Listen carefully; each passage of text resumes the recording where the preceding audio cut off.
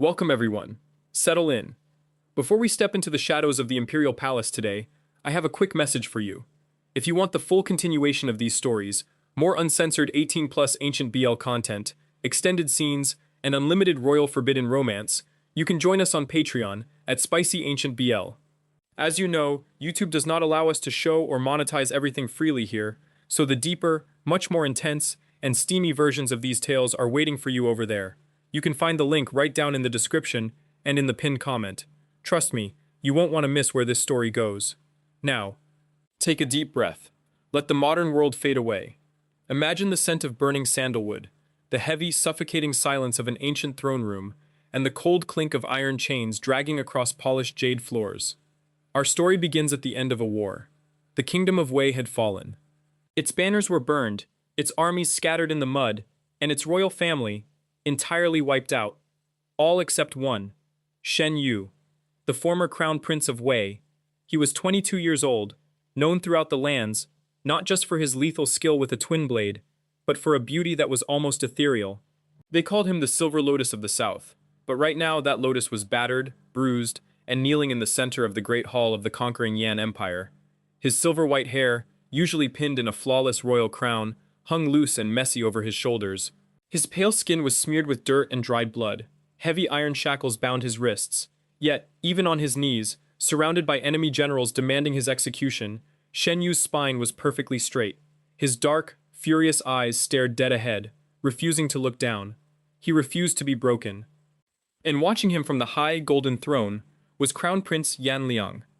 Yan Liang was a man feared by gods and ghosts alike. He was 25, dressed in immaculate, heavy black silk, embroidered with a silver, winding dragon. They called him the Winter Dragon. He was cold, calculating, a man who had never lost a battle and never shown a drop of mercy. His face was a flawless, carved mask of pure ice. The court ministers were shouting, their voices echoing in the vast hall.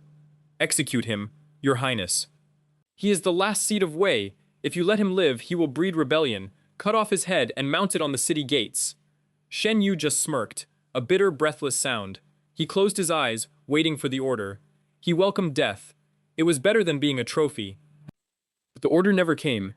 Instead, the enormous hall fell dead silent as the sound of slow, heavy footsteps echoed on the marble steps. Step, step, step. Shen Yu opened his eyes. A pair of black silk boots stopped just inches from his knees. He slowly tilted his head up, past the dark robes, until his eyes locked with Yan Liang's. Up close, the conqueror was terrifyingly handsome. His dark eyes were like bottomless pools of frozen water, unreadable, entirely devoid of warmth. But as he looked down at the captive prince, something flickered in that ice, a dangerous, quiet curiosity. Liang slowly reached out. He didn't draw his sword. Instead, his long, pale fingers gripped Shen Yu's chin, forcing his face up further. His touch was freezing, and Shen Yu flinched, trying to pull away, but the grip was like iron. "You have beautiful eyes, Prince of Wei," Liang murmured, his voice a low, gravelly whisper that sent a strange shiver straight down Shen Yu's spine. "They are full of fire. I think I would like to keep that fire for myself." Liang released him and stood up, looking out at his shocked court. "He will not be executed," Liang's voice boomed, chilling the room. "And he will not be sent to the dungeon. Remove his chains. From this day forward, the former Prince of Wei is my personal attendant. He will serve in my private chambers. He will pour my tea, hold my sword, and guard my door. If anyone touches a single hair on his head without my permission, I will wipe out their entire clan." The court gasped. Shen Yu's heart stopped. Personal attendant? The humiliation of it was worse than death. A royal prince reduced to a servant, kept as a plaything by the man who destroyed his home. "I will kill you in your sleep," Shen Yu hissed, his voice trembling with sheer, unadulterated hatred. Liang just looked back down at him, the corner of his lips twitching into a dark, challenging smile. "I look forward to seeing you try." And so, the slow torture began. But it wasn't the kind of torture Shen Yu expected. He wasn't beaten. He wasn't starved. Instead, he was bathed by servants, dressed in deep blue silk robes that felt far too light and soft against his skin, and brought to the Crown Prince's private pavilion, the Dragon's Rest. The first week was a silent war of wills. Shen Yu refused to speak. When he poured Liang's tea, he purposely let it spill over the edge. When he handed Liang his brush, he would nearly toss it at him. Any other servant would have been executed 100 times over, But Liang just watched him, always watching. It was maddening. You see, the tension between them was palpable. It hung in the air like thick smoke. One rainy night, the atmosphere in the study was almost suffocating. The only sound was the heavy rain hitting the clay roof tiles and the scratching of Liang's brush as he signed military decrees. Shen Yu stood by the pillar, his arms crossed, his eyes glaring at the side of Liang's face. The candles flickered, casting a golden glow over Liang's sharp jawline and the loose strands of dark hair that had escaped his crown. For a split second, Shen Yu forgot his hatred. He just looked at the man. He noticed the way Liang's chest rose and fell evenly. He noticed the slight furrow in his brow. The man looked exhausted. The winter dragon looked entirely, utterly alone. "If you stare at me any harder, Shen Yu, you will burn a hole through my robes," Liang said suddenly, not even looking up from his parchment. Shen Yu's breath hitched. He quickly looked away, his cheeks burning with a sudden, humiliating heat. "I was just wondering which part of your neck is the softest," Yu lied, his voice dripping with venom. Liang finally set his brush down. He turned his head, locking eyes with Yu. The silence stretched. It pulled, it wrapped around them tightly. Liang slowly stood up, walking around the heavy wooden desk. He walked right up to Shen Yu. He stepped into his personal space, so close that Shen Yu could feel the heat radiating off Liang's body. He could smell the sharp, intoxicating scent of pine and cold iron on his skin. Shen Yu's back hit the wooden pillar. He swallowed hard, trying to keep his face defiant, but his heart was hammering violently against his ribs. Liang reached out. Shen Yu braced himself for a strike, or a chokehold. Instead, Liang's hand brushed against Yu's collar. His fingers, long and warm, lightly traced the edge of the silk, sending a jolt of electricity straight through Yu's chest. "Right here," Liang whispered, his face inches from Yu's. He pressed 2 fingers gently against his own throat, right over his pulse point. "This is where I am most vulnerable. If you want to kill me, Shen Yu, you have to get close enough to try." Their eyes were locked. Liang's gaze was heavy, dark, and filled with a silent, forbidden heat that made Shen Yu's breath catch in his throat. Neither of them moved. For a long, dangerous moment, Yu looked down at Liang's lips, his mind entirely blank, completely forgetting about the war, the hatred, the blood between them. Then, Liang stepped back, the cold mask slipping right back into place. "Go to sleep, Shen Yu. You look tired." Shen Yu practically fled the room, his chest heaving as he closed the door to his own small adjoining chamber. He pressed his hand over his furiously beating heart. What was that? What was wrong with him? He was supposed to hate this man. Weeks bled into months, and the lines of their bitter hatred began to blur. The imperial palace was a nest of vipers. Everyone was watching the crown prince, waiting for him to show a weakness. And everyone knew that the beautiful, untamed captive from Wei was slowly becoming exactly that.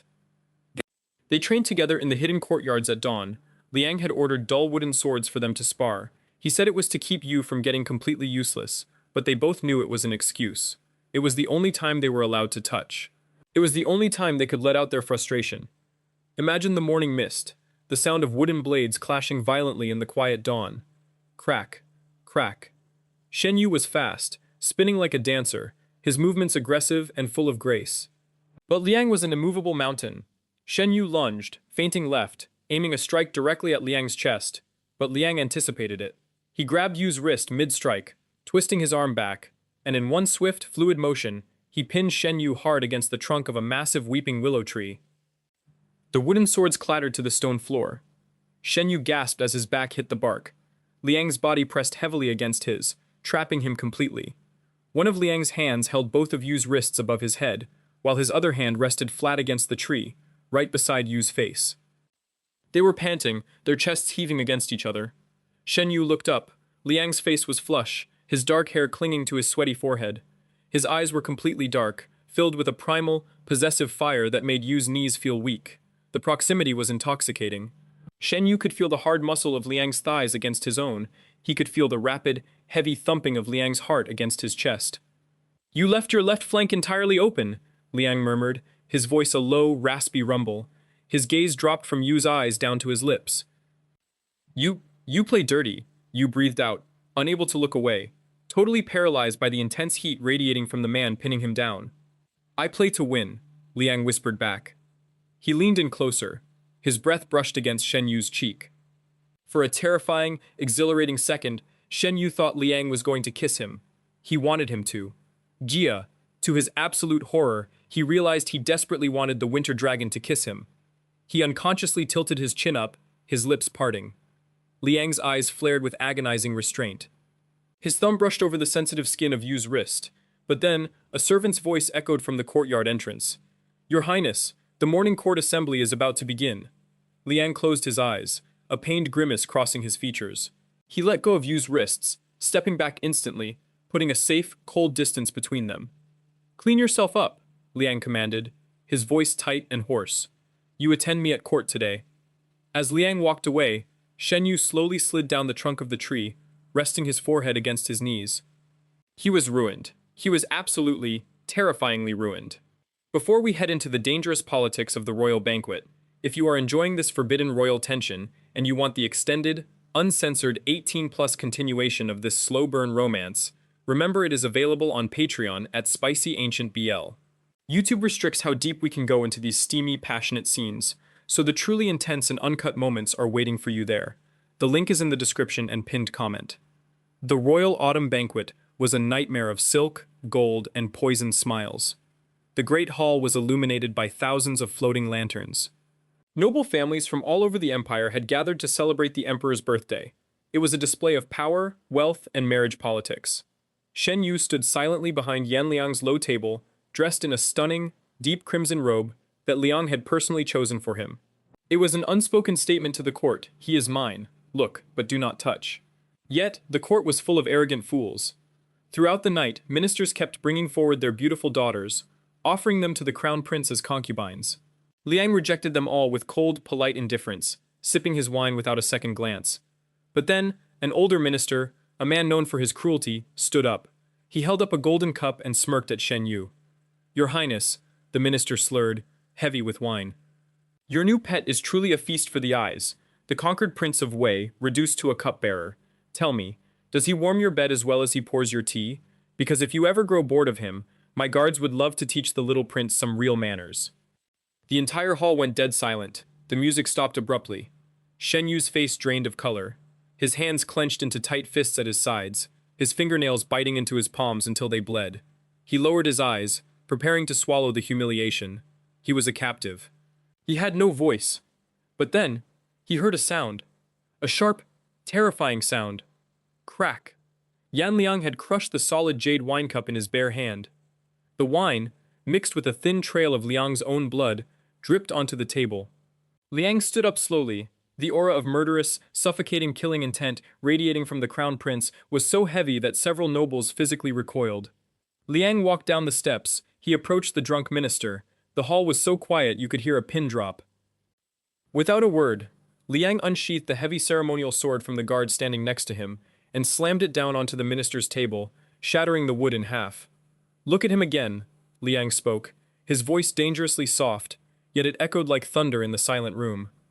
"Breathe in his direction again. Say his name one more time, and I will pull your tongue from your throat and feed it to the palace dogs."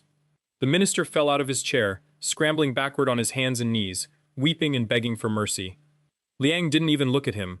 He turned his head slightly, his dark eyes finding Shen Yu standing frozen on the dais.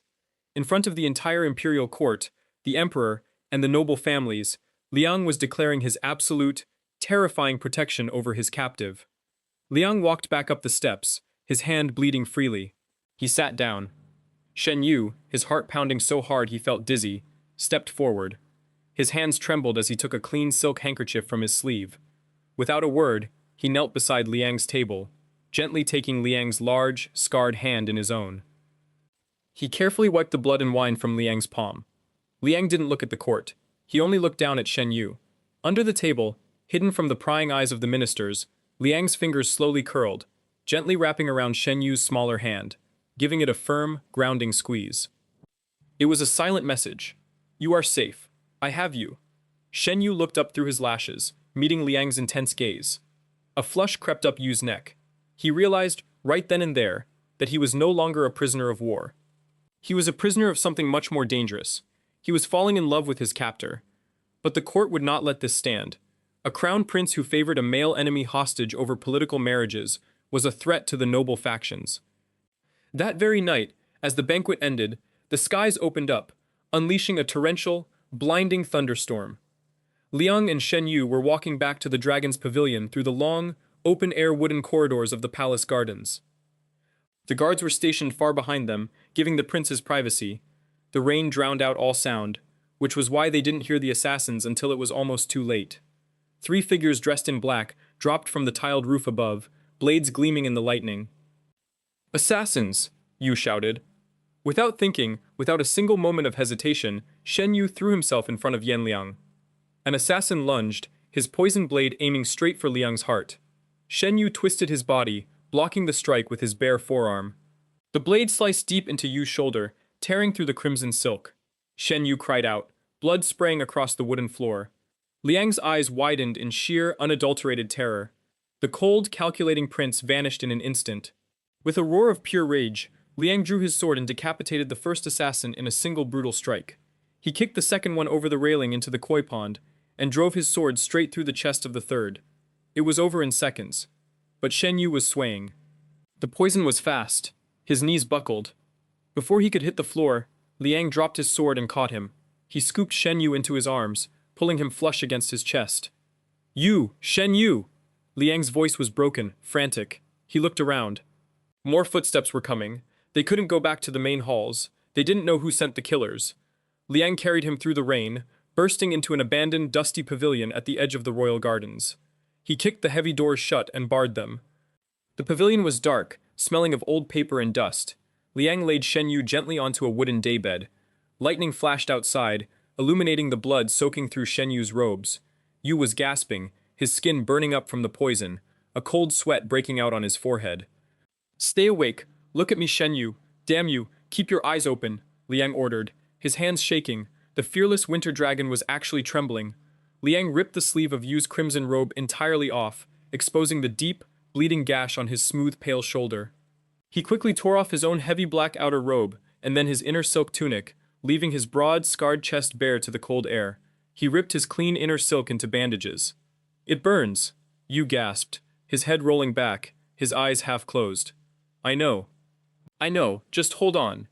Liang knelt beside the bed. He pressed his mouth to the wound. Shen Yu arched his back, crying out in shock. Liang was sucking the poison out of the wound, spitting the black blood onto the floor, over and over again, completely disregarding his own safety. When the blood ran red, Liang quickly tied the makeshift silk bandage tightly around Yu's shoulder. Shen Yu was panting, his body trembling violently from the shock and the lingering effects of the poison. He looked up at Liang. Liang was kneeling over him, shirtless, his chest heaving, his mouth stained with Yu's blood. The Emperor-to-be, the most powerful man in the world, was on his knees, looking absolutely terrified. "Why?" Liang breathed out, his voice cracking. He reached out, his large, warm hands gently cupping Shen Yu's pale face. His thumbs stroked Yu's cheekbones. "Why did you do that? I destroyed your kingdom. I put you in chains. Why did you take that blade from me?" Shen Yu stared up into those dark, desperate eyes. All the walls he had built, all the hatred he had clung to, shattered into a million pieces. "Because," Yu whispered, a tear finally escaping his eye and sliding down into Liang's palm, "because if you die, I don't know how I'm supposed to live." Liang let out a ragged breath. The distance between them vanished. Liang leaned down and crushed his lips against Shen Yu's. It wasn't a gentle kiss. It was desperate. It was a collision of years of war, hatred, denial, and an agonizing, all-consuming love. Shen Yu gasped into the kiss, his uninjured arm coming up to wrap around Liang's neck, pulling the massive man down closer to him. Liang's hands tangled in Yu's silver hair, angling his head to deepen the kiss. He kissed him like a man dying of thirst. He tasted like rain, and iron, and heartbreak. Liang groaned, shifting his weight, pressing his bare, hot chest against Yu's uninjured side. The heat between them was explosive. Every brush of their skin, every ragged breath they shared in the dark pavilion, felt like setting a match to a powder keg. Liang's lips trailed down Yu's jaw, pressing hot, open-mouthed kisses against his feverish neck. Shen Yu arched his back, a soft, breathless moan escaping his lips, a sound that made Liang shudder against him. "You're mine," Liang whispered fiercely against Yu's skin, his hands gripping Yu's waist possessively. "Do you hear me? You are mine. Even if the heavens try to take you, I will drag you back. I will never let you go." "Then don't," Yu whispered back, looking into Liang's eyes. "Don't let me go." They stayed in that dusty pavilion, as the storm raged outside, wrapped in each other's arms, hiding from a world that wanted to tear them apart. For one night, there were no crowns, there were no conquered kingdoms, there were only two men, hopelessly, fatally bound to one another. But dawn always breaks, and with it, the brutal reality of the imperial court. The next morning, the emperor's guards found them. Liang had already put his robes back on and was carrying a half-conscious Shen Yu out of the pavilion. The assassination attempt sent shockwaves through the palace. The nobles responsible panicked. They realized that they couldn't kill Liang, but they could still destroy Shen Yu. They forged a letter bearing the royal seal of the fallen Wei kingdom, claiming that Shen Yu was secretly coordinating with Wei remnants to assassinate the crown prince. They planted the letter in Yu's chambers and brought it straight to the emperor. When Shen Yu woke up, he wasn't in the soft bed of the dragon's pavilion. He was on the cold, damp stone floor of the imperial dungeon. His shoulder was screaming in pain. He dragged himself up just as the heavy iron doors creaked open. Standing in the doorway was not Liang, but the emperor himself, accompanied by the prime minister. "A beautiful spy," the emperor said coldly, looking down at Shen Yu with pure disgust. "You orchestrated the assassination to make my son trust you. And now we find treasonous letters in your quarters. You will be executed at sundown by dismemberment." Shen Yu closed his eyes. He didn't beg. He knew a trap when he saw one. The nobles wanted him dead, and the emperor wanted to sever his son's weakness. "Does Liang know?" Yu asked, his voice rough. "My son is currently detained in the Grand Hall," the emperor sneered. "He will learn of your death after it is done. It is for his own good. An emperor cannot have a male concubine, let alone a traitorous dog from a ruined nation." They dragged Shen Yu out into the execution courtyard. The sky was overcast, heavy with the threat of more rain. They forced him to his knees on the wooden block. His silver hair fell over his face. He felt a strange sense of peace. He had saved Liang. Liang would live to become a great emperor. That was enough. The executioner raised the heavy curved blade. The prime minister raised his hand to give the signal. Strike. But before the blade could fall, a massive explosion of sound shattered the courtyard. The heavy, reinforced iron gates of the execution yard were blown off their hinges, crashing to the ground with a deafening roar. Dust and debris flew into the air. Through the smoke, riding a massive, armor-clad black warhorse, was Yan Liang. He wasn't wearing his formal crown prince robes. He was in full, terrifying black battle armor. Behind him were the Imperial Black Guard, his personal, fiercely loyal military elite, their swords drawn. Liang's eyes were completely bloodshot, glowing with a demonic, terrifying wrath. He looked like the god of war himself descending into hell.